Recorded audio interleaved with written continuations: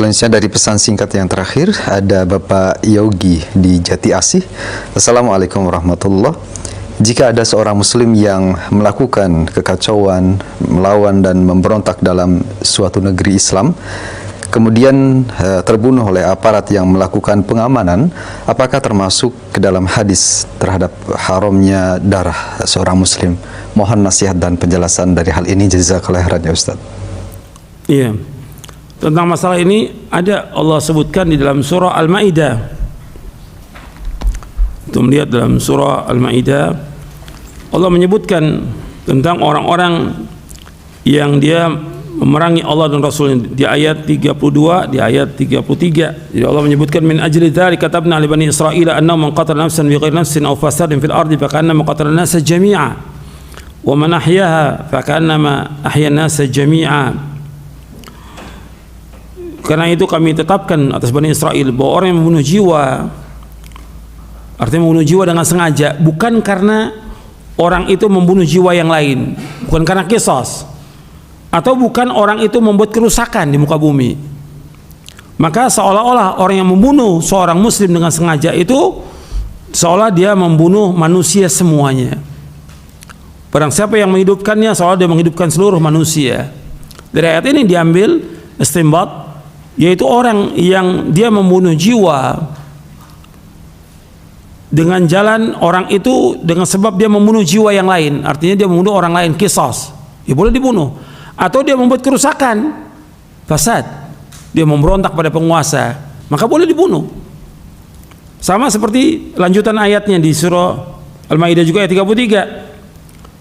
Innama jazaa'ul ladzina yuharibuna Allah wa rasulahu wa yas'auna fil ardi fasada ayu qattalu ayu sallabu au tuqata aydihim wa arjulu min khilafin aw yunfam fil ard dzalika lahum khizyun fid dunya wa lahum fil akhirati adzabun adzim.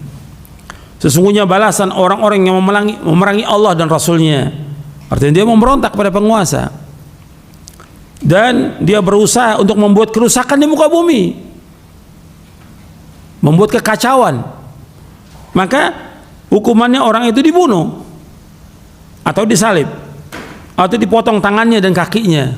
Dengan berbeda, kalau tangan kanan yang dipotong, tangannya, kakinya yang kiri. Kalau tangan yang kiri, kaki yang kanan, min khilaf. Atau dia diasingkan.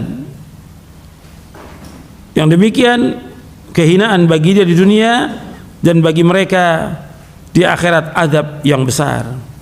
Kecuali yang bertaubat, ila ladzina tabu min qabli an taqdiru alaihim, yang bertaubat.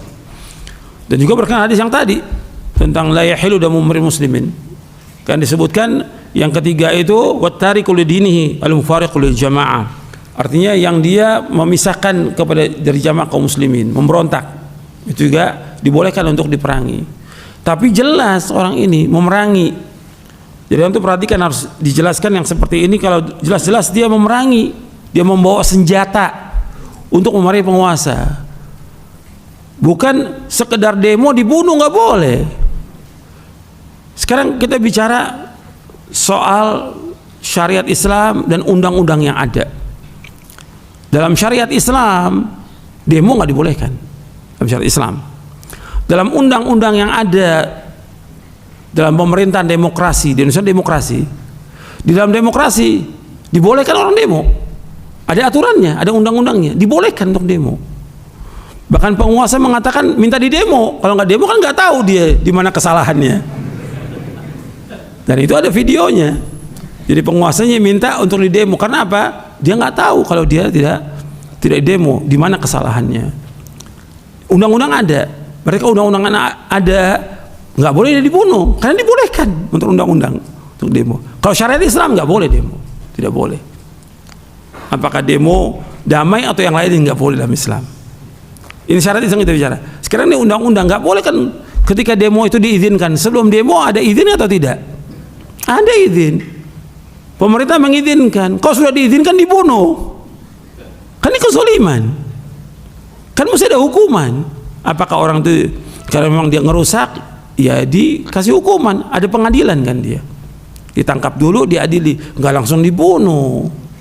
Jadi ini harus diperhatikan. Sebab kalau dibilang boleh dibunuh, antum membolehkan membunuh nyawa kaum muslimin, Nggak boleh. Yang demo kan orang Islam, karena mereka nggak tahu tentang hukumnya dalam syariat, mereka nggak tahu, jahil. Kemudian juga undang-undang membolehkan untuk itu. Jadi jangan dibunuh, dihukum mereka. Kalau memang mereka salah, melanggar ketentuan dari undang-undang itu, dia hukum, nggak langsung dibunuh. Kalau sekarang kan enggak, main bunuh aja, nggak boleh dalam Islam. Ini nyawa kaum muslimin. Kan seperti membunuh semua orang. Antum ketika bunuh orang, ini kerusakannya besar. Pertama, antum membuat keluarganya jadi apa? Anak-anak jadi apa? Yatim. Istrinya jadi janda.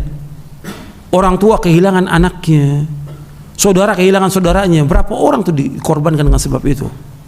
Yang tadinya umpamanya dia punya usaha, punya yang bisa membiayai anaknya, istrinya, orang tuanya, hilang tuh dengan terbunuhnya dia. Apa nggak zolim itu? Ya harus pikirkan seperti itu. Banyak lagi yang lainnya. Supaya juga orang berhati-hati, jangan gampang-gampang menumpahkan darah kaum muslimin. Hatta dia sebagai petugas, nggak boleh. Karena ada aturannya. Ini nyawa kaum muslimin yang harus dia perhatikan masalah ini. Dan juga kepada yang lain juga hati-hati. Demo dalam syariat Islam nggak dibenarkan. Dan itu ada penjelasannya para ulama tentang masalah itu.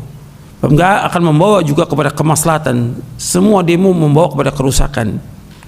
Jadi itu yang harus diperhatikan. Nggak ada manfaatnya membuang waktu dengan sia-sia. Kalau seandainya mau menasihati penguasa, datangi sesuai dengan syariat, bukan dengan demo. Datangi penguasa seperti yang diperintahkan dalam Al-Quran, diperintahkan dalam hadis Nabi SAW. Kan orang yang paling jahat di muka bumi, yang mengaku sebagai Tuhan, lu banyak membunuh manusia, siapa? Firaun. Allah menyuruh Nabi Musa, Nabi Harun mendatangi Firaun, menasihati Firaun. Ini paling zalim itu, mengatakan dia sebagai Tuhan. Ana rabbukumul a'la. Allah mengatakan kepada Nabi Musa dan Nabi Harun, idhaba ila fir'auna innahu tagha faqula lahu qawlan layyinan la'annahu yatadhakkaru Aisyah. Adalah kamu pergi datangi Firaun itu, kemudian katakan perkataan yang lemah lembut agar dia ingat atau dia takut kepada Allah. Jadi disuruh mendatangi, mengingatkan, bukan dengan kasar, bukan dengan caci maki kepada penguasa, nggak boleh. Mencaci maki penguasa nggak boleh depan umum atau menjelek-jelekan dia, nggak boleh dalam Islam. Ini Firaun tagut, tetap Nabi Musa dan Nabi Harun disuruh datangi Firaun, kemudian menasihati dengan cara yang baik. Disuruh untuk mengucapkan kalimat la ilaha illallah, kemudian dinasihati dengan baik untuk takut kepada Allah. Jadi seperti itu Islam. Saya pikir cukup sampai di sini kajian kita, mudah-mudahan bermanfaat. Kurang lebihnya saya mohon maaf. Wassalamualaikum Muhammadin sallallahu alaihi wasallam. Subhanakallahumma bihamdik asyhadu an la ilaha illa anta astaghfiruka wa atubu ilaik. Assalamualaikum warahmatullahi wabarakatuh.